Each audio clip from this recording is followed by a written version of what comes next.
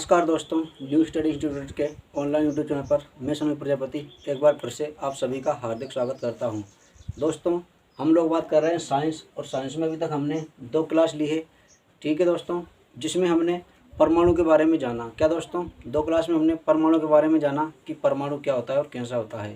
ठीक है दोस्तों, आज हम पढ़ेंगे आवर्त सारणी के बारे में बेसिक इन्फॉर्मेशन, यानी कि इंट्रोडक्शन देखेंगे आवर्त सारणी के बारे में कि आवर्त सारणी क्या है। तो दोस्तों, आवर्त सारणी जैसे कि प्राचीन समय में जब तत्वों को खोजा गया, धीरे धीरे उनकी खोज होती गई, तो कहीं ना कहीं उनको एक सिस्टमेटिक तरीके से जमाने की बात आई। क्या दोस्तों, तत्वों को सिस्टमेटिक तरीके से जमाने की बात आई, और जब तत्वों को जमाने की बात आई, उन तत्वों को उनके एक व्यवस्थित क्रम में जो जमाया गया, उसी को किसमें जमाया गया, उसको आवर्त सारणी के रूप में जमाया गया। ठीक है दोस्तों, उसी को क्या नाम दिया गया, आवर्त सारणी। अब तत्वों को क्यों जमाया गया एक ही क्रम में, ऐसा क्यों नहीं किया कि तत्व जैसे जैसे खोजे गए वैसे वैसे एक के बाद एक रख दिया गया। तो दोस्तों, चूंकि तत्व जो होते हैं वो उनके गुण होते हैं, एक भौतिक गुण होते हैं, एक रासायनिक गुण होते हैं। ठीक है दोस्तों, एक होते हैं केमिकल एंड फिजिकली प्रॉपर्टीज, यानी कि भौतिक और रासायनिक गुण। तो भौतिक और रासायनिक गुण क्या होता है, जैसे कि अब एक ही वर्ग के या फिर एक जैसे तत्व होते हैं, उनके गुण एक जैसे होते हैं, यानी कि वो एक दूसरे से अभिक्रिया कर सकते हैं।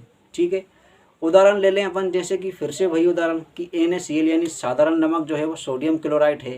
ठीक है, तो वो सोडियम क्लोराइड ही है, उसको HgCl नहीं कर सकते हम। ठीक है, अब जैसे जल है, जल में H2 है, यानी कि 2 अणु हाइड्रोजन के है, 1 अणु ऑक्सीजन का है। ऐसा क्यों नहीं हुआ कि 2 अणु ऑक्सीजन के और 1 अणु हाइड्रोजन का। ठीक है दोस्तों, तो ये कहीं ना कहीं उनके गुण की प्रकृति पर निर्भर है कि हाँ, ऐसे इतने अणु इसके और इतने अणु इसके मिलेंगे तभी जाके जल बनेगा, नहीं तो कुछ और बन जाएगा। ठीक है दोस्तों, तो तत्वों को जब व्यवस्थित करने का जब बात आई, तो सबसे पहले प्रयास किया दोस्तों किसने, डोबेराइनर ने। क्या दोस्तों, तत्वों को जब व्यवस्थित करने की बात आई तो सबसे पहले प्रयास किया डोबेराइनर ने। कब किया, 1829 में। किसने किया, डोबेराइनर ने सबसे पहले प्रयास किया, और ये एक जर्मन साइंटिस्ट थे। कौन थे दोस्तों, ये एक जर्मन साइंटिस्ट थे, यानी कि जर्मनी के वैज्ञानिक थे। ठीक है दोस्तों, अब डोबेराइनर ने तत्वों को कैसे जमाया। डोबेराइनर ने तत्वों को जमाया, कहा कि पहला, यानी इन्होंने 3-3 करके जमाया। क्या किया दोस्तों, डोबेराइनर ने जब तत्वों को जमाया तो इन्होंने क्या किया, 3-3 करके तत्वों को जमाया, और उसी को कहते हैं क्या, त्रिक नियम। क्या कहते हैं दोस्तों, उसी को कहते हैं त्रिक नियम, यानी कि ट्राइड रूल। क्या कहते हैं, ट्राइड रूल, यानी कि त्रिक नियम कहते हैं। ट्राइड रूल, इसी को त्रिक नियम कहते हैं। ठीक है दोस्तों, अब त्रिक नियम ये कैसे जमाया, इन्होंने 3-3 तत्वों को रखा।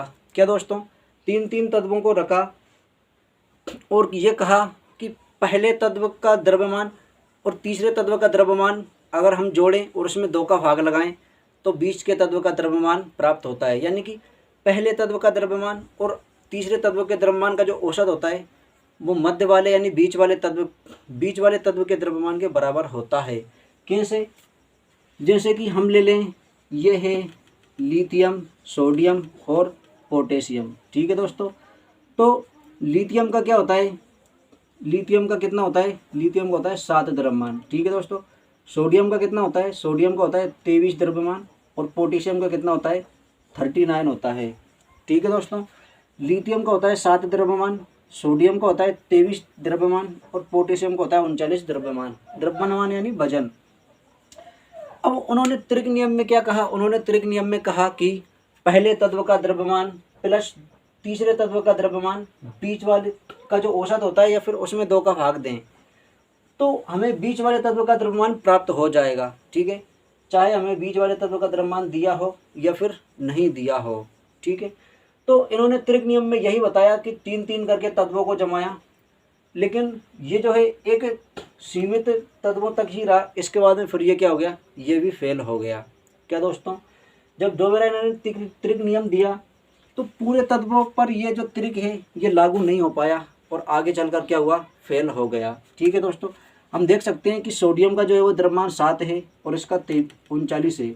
जब हमने 7 + 39 जोड़ा और इसमें 2 का भाग लगाया, यानी कि हमें औसत निकालना है, तो यहाँ 2 है, 2 का ही भाग लगाना, तो ये 46 हुआ, और इसमें जब हमने 2 का भाग लगाया तो हमें 23 प्राप्त हुआ, और यही 23 द्रव्यमान किसका है दोस्तों, यही 23 द्रव्यमान सोडियम का है। तो ये था डोबेराइनर का त्रिक। उन्होंने क्या कहा, डोबेराइनर का त्रिक 1829 में डोबेराइनर ने त्रिक नियम दिया। डोबेराइनर एक जर्मन साइंटिस्ट थे, ठीक है। त्रिक नियम में क्या कहा कि उन्होंने तीन तत्वों को, यानी तत्वों को 3 करके जमाया और द्रव्यमान के आधार पर जमाया। क्या दोस्तों, द्रव्यमान के आधार पर जमाया और कहा कि पहले तत्व का द्रव्यमान प्लस तीसरे तत्व का द्रव्यमान का जो औसत होता है वो बीच वाले या फिर दूसरे तत्व के द्रव्यमान के बराबर होता है, ठीक है दोस्तों।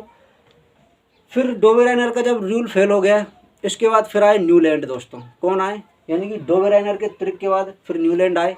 अब मैं इसको मिटा देता हूँ, अगली स्लाइड पर हम न्यूलैंड के बारे में देखते हैं।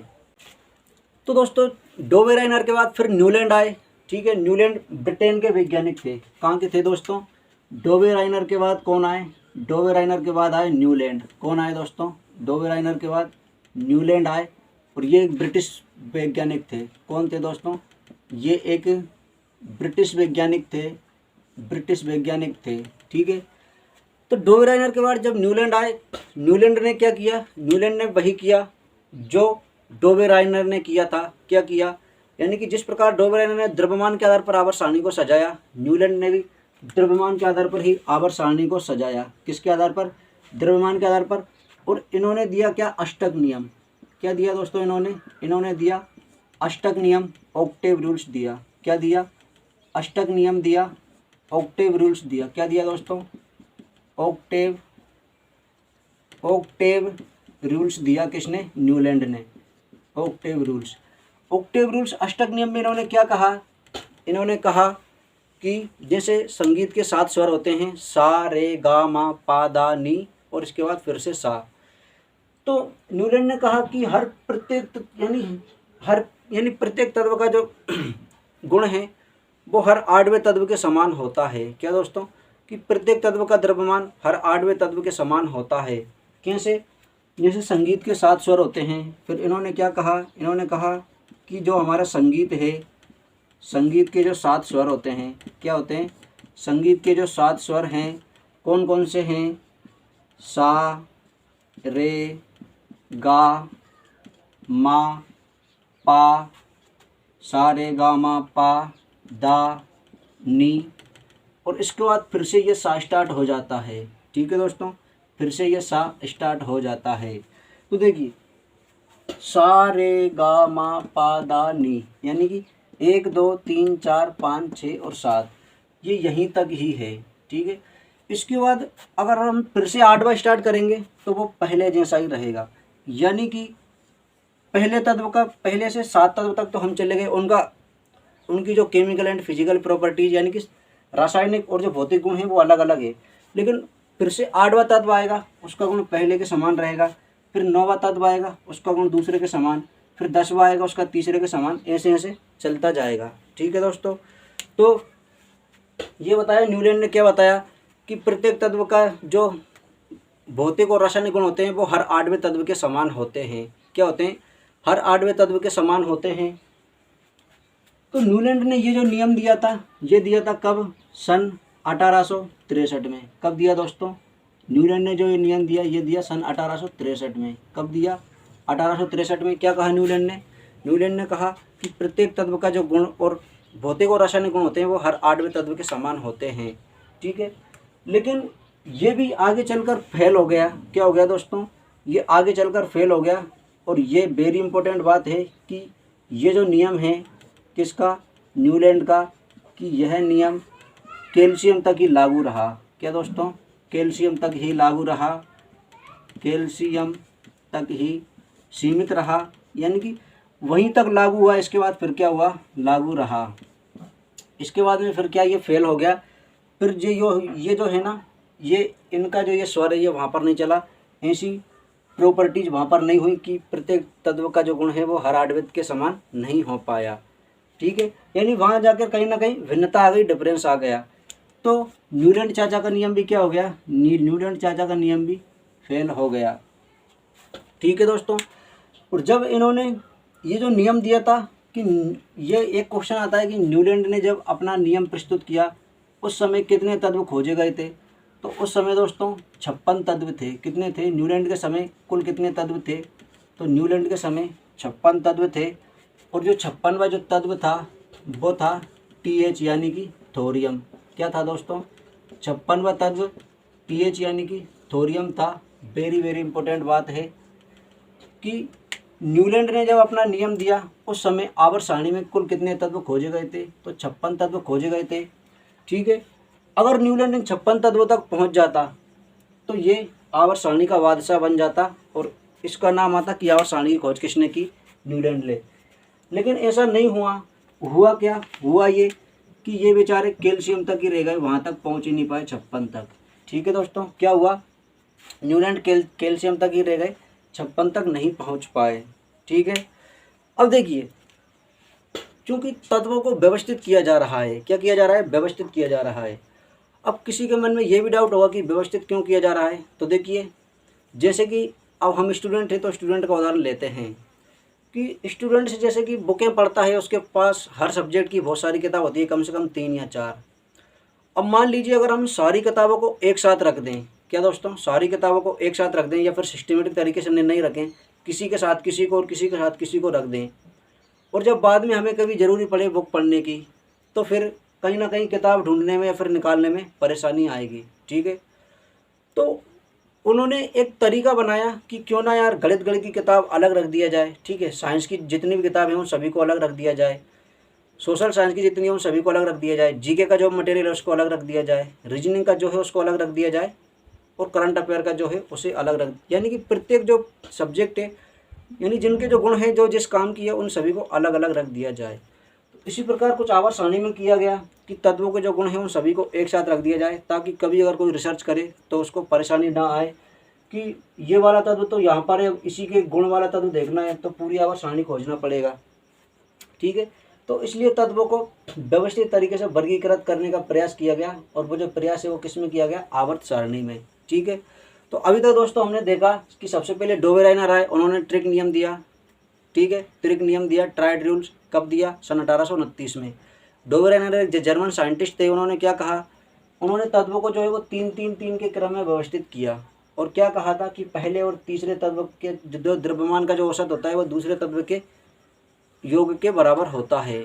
ठीक है, इसके बाद में उनका जो रूल है वो भी फेल हो गया, आगे तक नहीं चल पाया।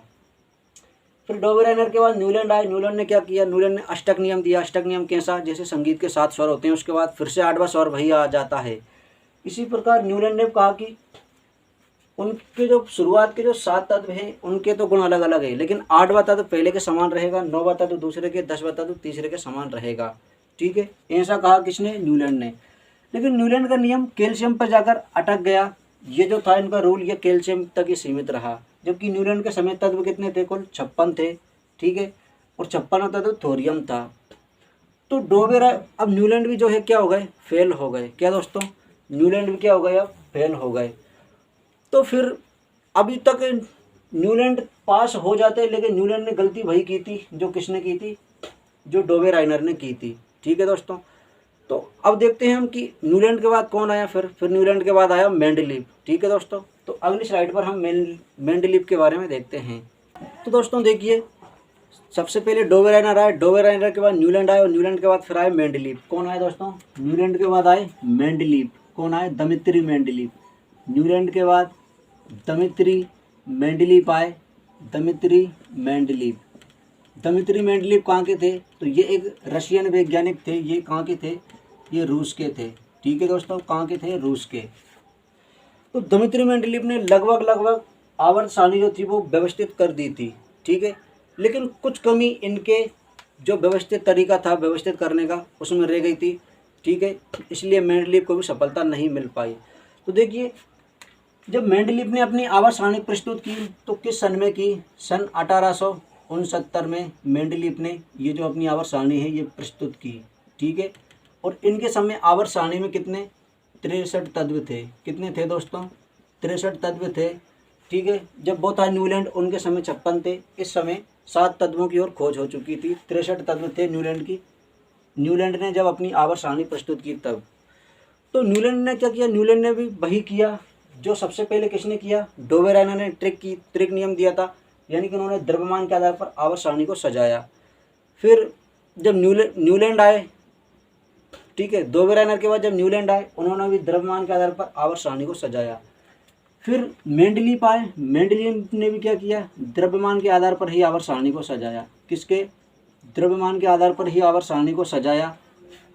और लेकिन इन्होंने आवर्त सारणी को लगभग व्यवस्थित कर दिया था, लेकिन कुछ कमी रह गई थी। क्या दोस्तों, कुछ कमी रह गई थी। इन्होंने जब अपनी आवर्त सारणी को प्रस्तुत किया तो उस समय 63 तत्वों की खोज हो चुकी थी। और इनकी जो आवर्त सारणी थी, अब देखिए दोस्तों, आवर्त सारणी यानी कि सबसे पहले वो आया था डोबेराइनर, उसने केवल त्रिक नियम दिया था। फिर न्यूलैंड आया, उसने अष्टक नियम दिया। लेकिन मेंडलीफ ने लगभग आवर्त सारणी सजा दी थी। और आवर्त सारणी में क्या देखिए, एक तो ये होती हैं क्षैतिज पंक्तियाँ होती है और एक ऊर्ध्वाधर होती हैं। ये ऊर्ध्वाधर और ये क्षैतिज, ठीक है दोस्तों। तो जो क्षैतिज पंक्तियाँ होती है उन्हें क्या कहते हैं, और जो ऊर्ध्वाधर होती है उन्हें क्या कहते हैं, ठीक है। तो ये जो आड़ी होती है इन्हें हम आवर्त कहते हैं। क्या कहते हैं दोस्तों, ये जो आड़ी लाइन है इन्हें हम आवर्त कहते हैं। क्या कहते हैं, आवर्त। और ये जो खड़ी है इन्हें हम वर्ग कहते हैं। क्या कहते हैं, वर्ग या समूह कहते हैं। क्या कहते हैं दोस्तों, वर्ग या समूह कहते हैं, ठीक है। जो आड़ी लाइन होती है हॉरिजॉन्टल, उन्हें हम आवर्त कहते हैं। और जो वर्टिकल होती है खड़ी लाइन, उन्हें हम समूह कहते हैं। तो मेंडलीफ ने कुछ इसी प्रकार के वर्ग बनाए और आवर्त बनाए और उनमें तत्वों को रखने का क्या किया, प्रयास किया। तो जब मेंडलीफ ने आवर्त बनाए और वर्ग बनाए तो मेंडलीफ के समय जो है 8 वर्ग थे और 6 आवर्त थे। क्या दोस्तों, 8 वर्ग थे और 6 आवर्त थे, ठीक है। अब मेंडलीफ की आवर्त सारणी आप देखिए, यहाँ पर ये मैं इसका फोटो दे रहा हूँ कि ये ऐसी है मेंडलीफ की आवर्त सारणी, ठीक है। इसमें देखिए 8 वर्ग हैं और 6 आवर्त हैं। क्या दोस्तों, 8 वर्ग हैं और 6 आवर्त हैं, ठीक है। अब जब मेंडलीफ ने तत्वों को जब सजाया तो क्या किया इन्होंने, अक्रिय गैसों को 0 वर्ग में रखा। किस में रखा, 0 वर्ग में। तो कहीं ना कहीं मेंडलीफ भी क्या हो गया, असफल हो गया। क्या दोस्तों, मेंडलीफ भी कहीं ना कहीं असफल रहा। तो दोस्तों देखिए, मेंडलीफ ने लगभग आवर्त सारणी को सजा दिया था। और उन्होंने क्या किया, जब आवर्त सारणी उन्होंने बनाई तो इस समय भी कुल 63 तत्व थे। लेकिन वर्तमान समय में अगर हम देखें कि वर्तमान समय में वर्तमान समय में 118 तत्व हैं। तो जब मेंडलीफ ने अपनी आवर्त सारणी सजाई तो उसमें कुछ जो वर्ग थे या फिर कुछ स्थान थे खाली छोड़ दिए थे।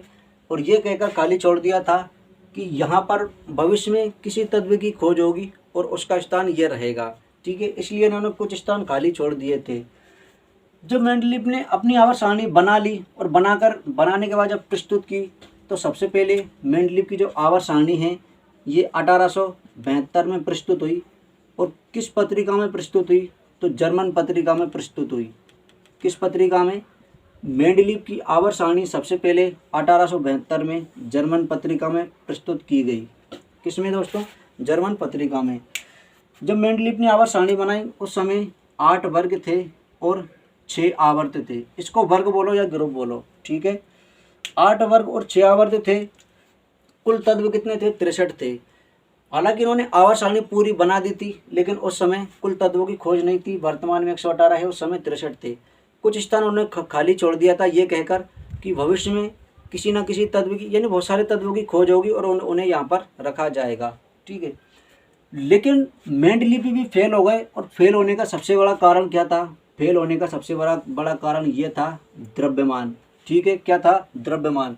क्योंकि कुछ तत्व इन्होंने क्या किया था, इन्होंने बढ़ते हुए द्रव्यमान के आधार पर आवर्त सारणी को सजाया था। किसके, बढ़ते हुए द्रव्यमान के आधार पर सजाया था।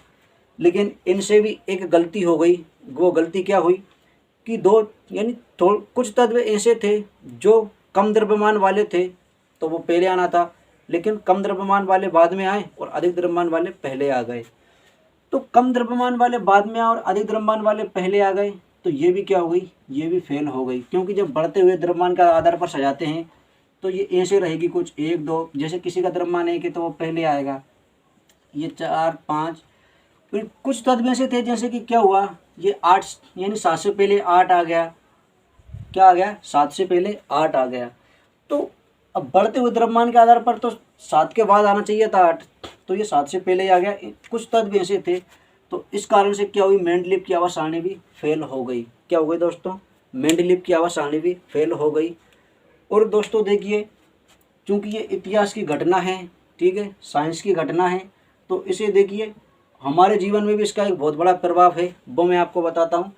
शायद अभी तक या फिर आज तक आपने नहीं सोचा होगा, आप उस पर गौर कीजिए। देखिए कि यानी कि हर कोई वही गलती करता है, यानी कि हर कोई एक ही रास्ते पे चलता है। क्या करता है, हर कोई एक ही रास्ते पे चलता है। तो अगर हम उस रास्ते पर ना चलें, अलग रास्ते पर चलें, तो फिर सफलता मिलने का अलग ही मज़ा है। क्या दोस्तों, जैसे कि जिस रास्ते पर जो जा रहे हैं, हम उस रास्ते पर क्यों चलें, कुछ अलग रास्ते पर जाएं अगर कुछ अलग करना है या फिर अलग पाना है तो सबसे पहले जब कौन आया, डोबेराइनर आया त्रिक नियम देने, उसने भी क्या किया, उसने भी द्रव्यमान के आधार पर ही आवर्त सारणी को सजाया। किसके आधार पर दोस्तों, द्रव्यमान के आधार पर सजाया। उसे भी क्या हुई, असफलता हासिल लगी। फिर डोबेराइनर के बाद न्यूलैंड आया, न्यूलैंड ने अष्टक दिया, उन्होंने भी द्रव्यमान के आधार पर ही दिया, तो वो भी क्या हो गए, फेल हो गए, उन्हें भी असफलता हाथ लगी।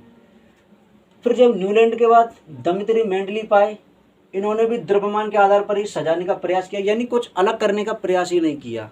क्या दोस्तों, कुछ अलग करने का प्रयास ही नहीं किया। तो द्रव्यमान के आधार पर जब इन्होंने सजाया तो इन्हें भी क्या हुआ, यानी आखिरकार अंत में इन्हें असफलता हासिल लगी। हालांकि इतनी असफलता नहीं मिली, ठीक है, क्योंकि मेंडलीव ने क्या आवर्त सारणी बना दी थी और जमा दी थी, ठीक है। तो फिर भी कहीं ना कहीं मेंडलीव क्या हुए, फेल हो गए, ठीक है। हालांकि अगर कहा जाए कि आवर्त सारणी का जनक कौन है, क्या दोस्तों, आवर्त सारणी का जनक कौन है, तो देखिए आवर्त सारणी मेंडलीव जी बना चुके थे। क्या दोस्तों, आवर्त सारणी मेंडलीव बना चुके थे, इसलिए आवर्त सारणी का जो जनक है वो मेंडलीव को कहा जाता है। क्यों, क्योंकि भले ही उस समय 63 तत्व थे, लेकिन उन्होंने आने वाले तत्वों के लिए जगह खाली छोड़ दी थी कि जो तत्व आएंगे वो यहाँ सिस्टमेटिक तरीके से रखा जाएंगे। हाँ, हालांकि कुछ गलती हुई थी, लेकिन उन्होंने क्या आवर्त सारणी पूरी बना दी थी। क्या कर दी थी, आवर्त सारणी पूरी बना दी थी, इसलिए आवर्त सारणी का जनक मेंडलीव को कहा जाता है। तो लेकिन इन्हें कहीं ना कहीं असफलता हासिल लगी। क्यों, क्योंकि इन्होंने भी द्रव्यमान के आधार पर तत्वों को जमाने का क्या किया, प्रयास किया, ठीक है। जब इन्होंने वही गलती की थी जो कौन करते आए थे, डोबेराइनर ने की और न्यूलैंड ने की, वही मेंडलीव ने की। तो दोस्तों देखिए, मेंडलीव की आवर्त सारणी क्या, एक तो उन्होंने द्रव्यमान के आधार पर जमाई, इसलिए ये फेल हो गए। और इनकी आवर्त सारणी फेल होने का मुख्य कारण क्या है, तो इनकी आवर्त सारणी फेल होने का मुख्य कारण है दोस्तों कि एक तो ये जो है हाइड्रोजन को क्या, एक तो ये जो है हाइड्रोजन को निश्चित स्थान नहीं दे पाए। क्या दोस्तों, हाइड्रोजन को निश्चित स्थान नहीं दे पाए कि हाइड्रोजन को कहाँ रखा जाए, हाइड्रोजन को गैसों के साथ रखा जाए या फिर धातुओं के साथ रखा जाए, हाइड्रोजन को निश्चित स्थान नहीं दे पाए। क्या दोस्तों, हाइड्रोजन को निश्चित स्थान नहीं दिया। और एक इनकी सबसे बड़ी गलती क्या रही, एक इनकी सबसे बड़ी गलती रही कि इन्होंने जो है मैग्नीज को, क्या दोस्तों, इन्होंने मैग्नीज को हेलोजन परिवार के साथ रख दिया। क्या किया, इन्होंने मैग्नीज को हेलोजन परिवार के साथ रख दिया। किसके साथ रख दिया, हेलोजन परिवार के साथ रख दिया, हेलोजन परिवार के साथ रखा, ठीक है दोस्तों। तो ये थी, हालांकि मेंडलीव ने आवर्त सारणी बना दी थी, इसलिए बना दी थी और कुछ जगह खाली छोड़ दी थी, ये कहकर कि भविष्य में कुछ तत्वों की खोज होगी तब इनको रखा जाएगा, इसलिए मेंडलीव को आवर्त सारणी का जनक कहा गया। लेकिन इन्हें असफलता कहाँ, इनकी जो है वो आवर्त सारणी जो जमाई वो परिपूर्ण नहीं मानी गई। क्यों, क्योंकि वो द्रव्यमान के आधार पर थी, और जब उसे चेक किया गया तो ये देखा गया कि कुछ तत्व ऐसे हैं जिनका द्रव्यमान कम है लेकिन वो अधिक द्रव्यमान वाले तत्वों के बाद है, और कुछ तत्व ऐसे हैं जिनका द्रव्यमान अधिक है लेकिन वो कम द्रव्यमान वाले तत्वों से पहले ही रख दिए गए। इसलिए जो दमित्री मेंडलीव है ये भी क्या हो गए, फेल हो गए। लेकिन इनकी सबसे बड़ी उपलब्धि क्या रही कि आवर्त सारणी इन्होंने बना दी थी। क्या कर दी थी दोस्तों, आवर्त सारणी इन्होंने बना दी थी, इसलिए आवर्त सारणी का जनक किसे कहा गया? मेंडलीव को कहा गया। अब दोस्तों मेंडलीव के बाद आए हेनरी मोजले। कौन आए? हेनरी मोजले। तो अगली स्लाइड पर अब हम हेनरी मोजले के बारे में देखते हैं। तो दोस्तों देखिए, मेंडलीव के बाद आए हेनरी मोजले। कौन आए? हेनरी मोसले या मोजले, हेनरी मोसले कहो या मोजले कहो, जो भी, हेनरी मोजले आए ये, ठीक है।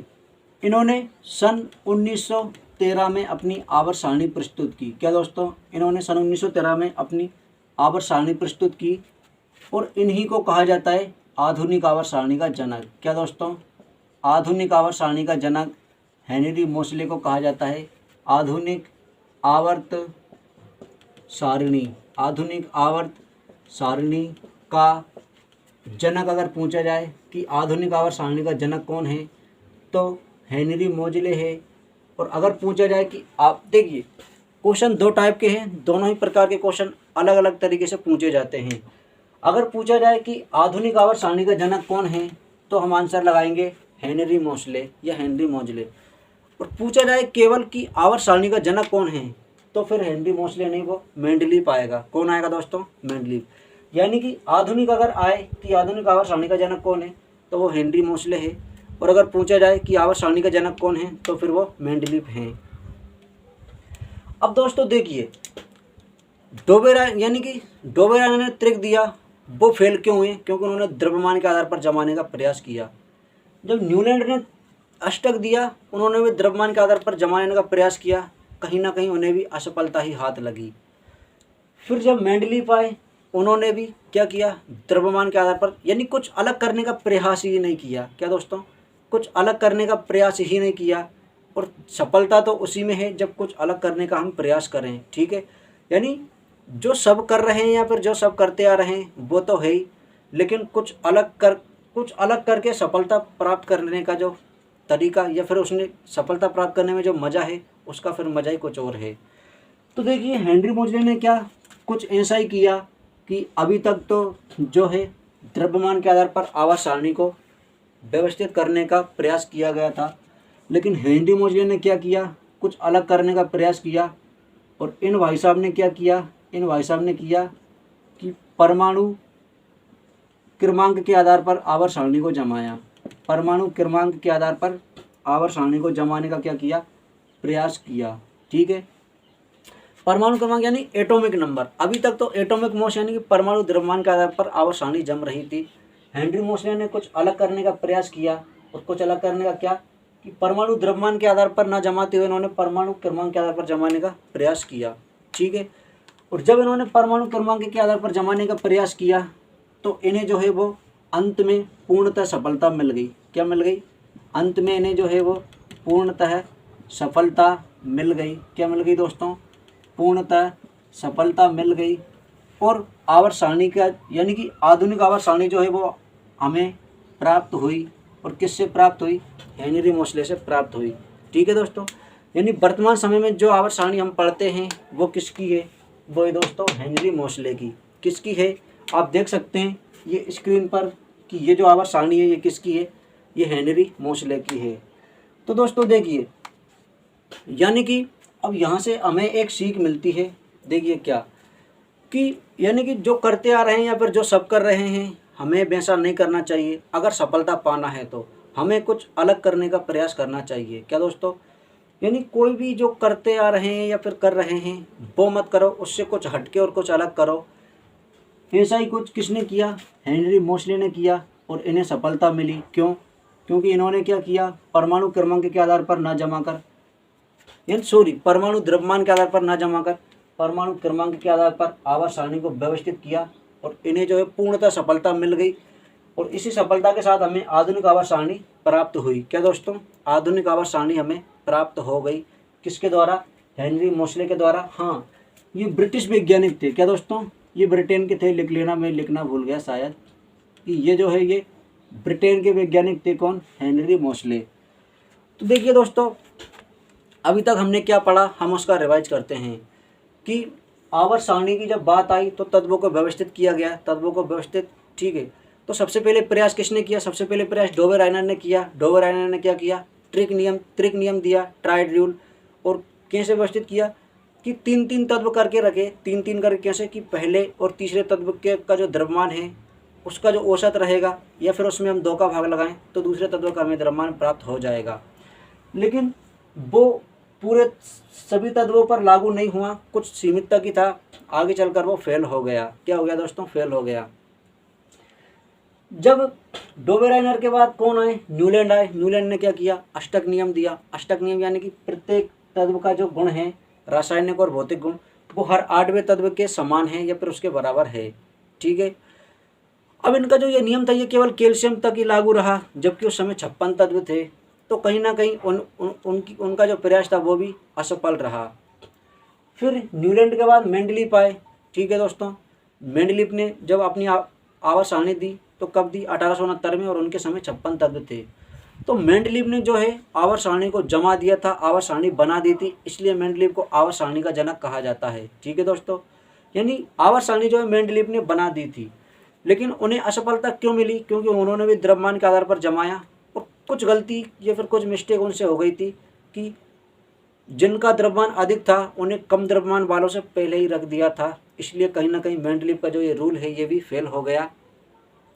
और मेंडलीफ की जो आवर्त सारणी है उसमें हमें 2-3 बातें ये और याद रखना है कि इनकी आवर्त सारणी में 8 तो वर्ग थे और 6 आवर्त थे। क्या दोस्तों? 8 वर्ग थे और 6 आवर्त थे।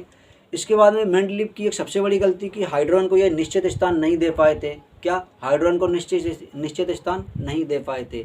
और जो मैंगनीज था उसे किसके साथ रख दिया? मैंगनीज को हेलोजन के साथ रख दिया, जो कि यानी उसके गुणधर्म, रासायनिक और भौतिक गुण हेलोजन से मिल ही नहीं रहे थे। ठीक है, क्योंकि हेलोजन एक गैसेज परिवार है और मैंगनीज एक धातु है। ठीक है दोस्तों, तो मेंडलीफ भी कहीं ना कहीं फेल हो गया। फिर जब पूर्णतः जब आवर्त सारणी की जो सफलता मिली वो किसे मिली? आखिरकार हेनरी मोजले को। और इन्होंने क्या किया?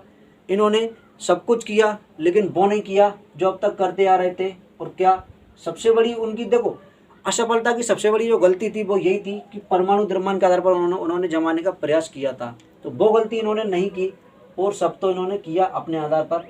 उन्होंने परमाणु द्रव्यमान की जगह क्रमांक के आधार पर व्यवस्थित किया और इन्हें सफलता भी अंत में मिल गई। ठीक है दोस्तों, तो अगर हम देखें कि जब वर्तमान जो आधुनिक आवर्त सारणी है ये हमें किससे प्राप्त हुई? हेनरी मोजले से प्राप्त हुई। तो दोस्तों देखिए आधुनिक आवर्त सारणी में क्या है कि आधुनिक आवर्त सारणी में अगर हम देखें कि 7 तो जो हैं वो आवर्त हैं। क्या हैं? 7 आवर्त हैं और 18 वर्ग या बोलें समूह हैं। क्या हैं दोस्तों? 7 आवर्त हैं और 18 वर्ग या फिर समूह हैं। ठीक है दोस्तों, मेंडलीफ के में कितने? 6 आवर्त थे और 8 वर्ग समूह या ग्रुप थे। ठीक है, आधुनिक आवर्त सारणी में क्या है? 7 आवर्त हैं और 18 वर्ग ग्रुप या फिर समूह हैं। यानी कि मेंडलीफ की आवर्त सारणी में भी 7 ही थे, लेकिन उन्होंने किया क्या? गैस थी उन्हें 0 ग्रुप में रख दिया था और 0 से स्टार्ट किया था, इसलिए 6 तक था, उसे 0 ही उन्होंने माना था। तो आधुनिक आवर्त सारणी में 7 आवर्त और 18 वर्ग हैं। और अगर तत्वों की हम बात करें तो 118 तत्व हैं। क्या है दोस्तों? 118 तत्व हैं। ठीक है दोस्तों, तो दोस्तों ये थी एक हमारी बेसिक इन्फॉर्मेशन आवर्त सारणी को लेकर। क्या दोस्तों? बेसिक इन्फॉर्मेशन थी बिल्कुल आवर्त सारणी को लेकर कि आवर्त सारणी में है क्या। ठीक है, अब हम अगली क्लास में पढ़ने वाले हैं तत्वों के बारे में, यानी आवर्त सारणी को पूरी डिटेल से पढ़ने वाले हैं। ये तो इंट्रोडक्शन के लिए था। ठीक है, कि आवर्त सारणी कौन कब और कैसे बनी। और हाँ दोस्तों एक बात और देखिए, ये क्वेश्चन वैसे तो करंट का है, लेकिन करें क्या, एग्जाम नहीं हुआ तो हमारा जो करंट है वो भी इतिहास बन गया। कि इसको स्टार लगाकर करना कि सन 2019 का जो वर्ष था। क्या दोस्तों? सन 2019 का जो वर्ष था उसे आवर्त सारणी का वर्ष घोषित किया गया। क्या दोस्तों? उसे आवर्त सारणी का वर्ष घोषित किया गया। और किसकी आवर्त सारणी का वर्ष घोषित किया गया? मेंडलीफ की आवर्त सारणी का वर्ष घोषित किया गया। ठीक है दोस्तों, मेंडलीफ की आवर्त सारणी का वर्ष सन 2019 को घोषित किया गया। वेरी वेरी वेरी इंपॉर्टेंट लगा लीजिए। ठीक है, कि आवर्त सारणी का वर्ष किस वर्ष को घोषित किया गया? तो सन 2019 को आवर्त सारणी का वर्ष घोषित किया गया। ठीक है दोस्तों, तो ये थी बेसिक इन्फॉर्मेशन आवर्त सारणी को लेकर। अब हम मिलेंगे अपनी अगली वीडियो में, आवर्त सारणी की पूरी डिटेल के बारे में पढ़ने वाले हैं। ठीक है दोस्तों, वीडियो अगर आपको पसंद आई हो तो वीडियो को लाइक करें, चैनल पर अगर नहीं हो तो सब्सक्राइब करें और अपने दोस्तों के साथ शेयर करें। थैंक यू दोस्तों, अब मिलेंगे हम अपनी अगली वीडियो में। तब तक के लिए thank you, take care, bye bye.